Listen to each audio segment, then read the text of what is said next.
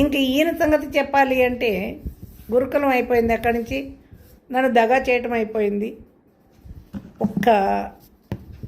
ఈ సందర్భంలో ఒక్క వీడియో చూపించేసి మీకు నేను వేరే దాంట్లోకి వెళ్తాను, ఒకసారి చూడండి.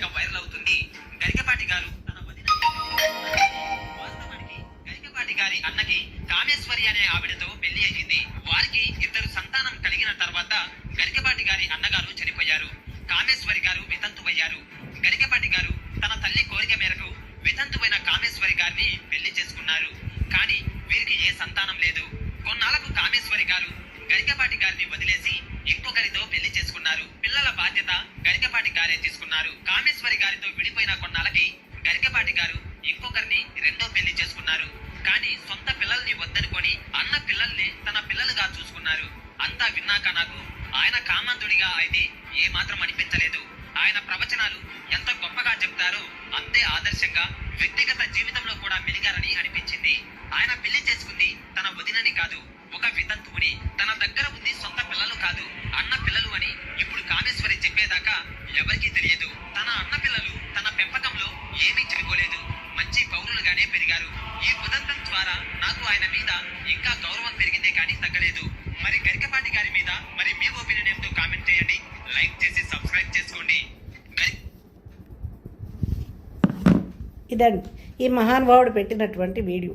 ఈ మధ్యన నేను వీడి పెట్టిన కేసరి బాధలు భరించలేక నేను వీడియోలు చేయనండి అని పెట్టినటువంటి నా సోలో ఫోటోని తీసుకొచ్చి ఈయన పక్కన పెట్టించి టెక్నాలజీతోటి ఈయన భార్య పెళ్లి చేసుకున్నాడు, భర్త చనిపడి. ఎంత దుర్మార్గుడో మీరు ఆలోచించండి. వీడు తక్కువవాడేం కాదు, బతికున్నాడు. నా భర్త వైజాగ్లో ఉద్యోగం చేసుకున్నాడు, కూతురు మనవలు పిల్లలతో సుఖంగా ఉన్నాడు. వీడి కీర్తి ప్రతిష్టల కోసమని అన్నగారిని కూడా చంపేసి నాకు ఒక తెల్ల ముసిగేశాడు. నేను ఇంత బొట్టు పెట్టుకుని సుఖంగా చక్కగా బతుకుతున్నాను, చూడలేకపోయాడు. అంటే ఈయన ఆదర్శమూర్తిని ప్రపంచం అంతా అనుకోవాలని అనుకునేవాడు అనుకుంటాడండి. నేను ఆదర్శమూర్తిని ఎవడికాడు చెప్పుకోవాలా? తాను పొగడుకుంటే తన్నుకున్నట్లు ఉంటుంది. ఇవన్నీ అర్థమవుతుంది, మైండ్ సెట్ సరిగా లేదని. ఆ వీడియో పెట్టినప్పటి నుంచి వీడియో చేద్దామని ఎందుకో ఆగి ఇప్పుడు మళ్ళీ ఈ మహానుభావుడు పెట్టిన వీడియో ఒకటి చూశాక చెప్పక తప్పలేదు, బయటకు వచ్చా. అన్న బాగానే ఉన్నాడు, అన్న చచ్చిపోలా. 81లో నేను ఒక్కదాన్ని, అప్పటికి నాకు సంతానమే లేదు. అన్న చచ్చిపోతే అన్న పిల్లలతో ఉన్న నన్ను ఉద్ధరించాడు. నాకే పిల్లలుండి అన్న చచ్చిపోతే అంట్లు తోమి నా పిల్లల్ని పోషించుకుంటానండి. లేకపోతే మా నాన్న సౌండ్ 4 ఎకరాలు రాసేవాడు, సుఖంగా పెంచుకునేదాన్ని. అంతేకాని ఈ నవమన్మధుడి దగ్గరికి, ఈ వామనమూర్తి దగ్గరకు వచ్చి నన్ను పెళ్లి చేసుకో, నా పిల్లల్ని పోషించానే అంత దౌర్భాగ్య స్త్రీని కాదు, ఆత్మాభిమానం ఉన్న లేడీని. కథలు అల్లుతాడు, ఏది చెప్తే అది మీరు వింటున్నారు కాబట్టి ఇష్టం వచ్చినట్లు అల్లుతున్నాడు కథలు. వాక్చాతుర్యం ఉంది కదా అని. కాబట్టి ఇక్కడ సంతానం గురించి పక్కన పెట్టేయండి. నాది ధర్మ సంతానం, మళ్ళీ చెప్తున్నాను. పిల్లల్ని తప్పు పట్టడానికి లేదు. తండ్రి విశాఖపట్నంలో ఉన్నాడు. వీడు తండ్రి కాదు అని వాళ్ళకి ఇప్పటికి కూడా తెలియదు పాపం. మా పిల్లలకి వాళ్ళు ఏం సఫర్ అవుతున్నారు అనే ఉద్దేశంతో నేను మీకు ఒక స్పష్టత. నేను తండ్రి విశాఖపట్నంలో ధర్మ సంతానం, అక్రమమైన సంతానం కాదు. ఈ మహానుభావుడికి సంతానం నా వల్ల కలిగితే మరి శారద గారికి ఎందుకు పుట్టలేదండి? పెద్ద వెధవ కబుర్లు చెప్పాడు. ఆదర్శం శారద కూడా ఉంటే బాగుంటుందని వద్దనుకున్నాడా? వినేవాళ్ళు ఉంటే ఎన్నన్నా చెప్తాడనేది ఇప్పటికి మీకు అర్థమయ్యే ఉంటుంది. అది ఇంకా ఇది అయిపోయింది, పిల్లలు కూడా అయిపోతే ఈయన చచ్చిపోయే ప్రయత్నం చేస్తే శారద గారు రక్షించారు అన్నాడు. దాంట్లో అసలు చచ్చిపోయే పరిస్థితి లేదు. ఈయన గొప్పలు ఎక్కడ చెప్తున్నా, ఎక్కడ అయిపోయింది. నేతాజీ గురుకుల విద్యాలయం నుంచి బయటకు వచ్చాడు. గుంటూరులో ఇక్కడ అక్కడ పనిచేసి తర్వాత కాకినాడ వెళ్ళి, కాకినాడలో కోనసీమ కాలేజీ అనేటువంటి జూనియర్ కాలేజీ కొంతమందితో కలిసి పెట్టాడు. తర్వాత వాళ్ళతో గొడవలు వచ్చేసి విడిపోయి మళ్ళీ గరికపాటి జూనియర్ కాలేజీ పెట్టుకున్నాడు. ఎవరితోటి ఎక్కడా సఖ్యత లేదు.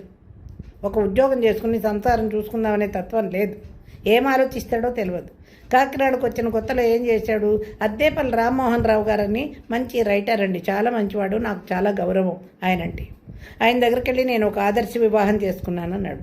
ఏంటి బాబు అంటే, మా అన్న వదినలకి గొడవలుంటే నేను డైవోర్స్ ఇప్పించేసి ఆమెను పెళ్లి చేసుకున్నానంటే ఛీ అన్నాడు ఆయన. అన్న వదినలకి గొడవలు వస్తే వాడు చూసుకుంటారు, కుటుంబం చూసుకుంటారు, నువ్వెవడు అయ్యా చూడడానికి? పైగా అన్నగారి పెళ్ళం నీకు తల్లితో సమానం. తల్లి లాంటి దాన్ని పెళ్లి చేసుకుంటావు. ఆదర్శ వివాహం అంటే ఒక వీడియోని చేసుకోవాలి. లేకపోతే భర్త నుంచి విడిపోయి బాధలు పడుతున్న స్త్రీని చేసుకుంటే ఆదర్శం.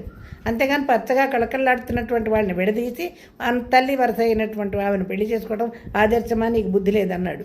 పెదవి దాడితే పృథివి దాడుతుంది ఆయనతో చెప్పాడు. అది అలా అలా అలా అలా వ్యాప్తం చెంది ఈ మహానుభావుడు అవధానాలు మొదలెట్టే నాటికి సమస్య పూరణంలో మా బ్యాడ్ రిలేషన్ మీద సమస్యలు ఇవ్వడం మొదలుపెట్టారు. ఈమె తల్లిగారు, ఈయన తల్లిగారు ఉంది కదా, ఆవిడ ఒక సలహా ఇచ్చింది. ఈయనే చెప్పాడు ఆ సంగతి, దీన్ని వదిలించుకో అని. అంటే నువ్వు డైవోర్స్ ఇప్పించి తీసుకొచ్చేది నీ ఇష్టమే, నన్ను వదిలించుకునేది నీ ఇష్టమే, నేనేమన్నా బొమ్మనా? అక్కడి నుంచి మొదలైంది. పిల్లల్ని తీసుకుని వెళ్ళిపో, పిల్లల్ని తీసుకుని వెళ్ళిపో, వెళ్ళిపో, వెళ్ళిపో. నన్ను తిననిస్తున్నాడా, నిద్రపోనిస్తున్నాడా? మా శ్రీశ్రీకి 12 ఏళ్ళు, గురిజాడకి 10 ఏళ్ళు. వాళ్ళు స్కూల్స్ ఏం చదువుతున్నారో తెలియదు, ఏ స్కూల్లో వేసాడు తెలియదు. పక్కన ఉన్న ఏదో మామూలు స్కూల్లో వేశాడు. ఏబిసిడీలు రావు, చదువులు రావు. 10-12 ఏళ్ళు ఆవారాగా తిరిగేస్తున్నారు పిల్లలు. మంచి స్కూల్స్ వెయ్యి అంటే ఎప్పుడు నన్ను తిట్టడమే.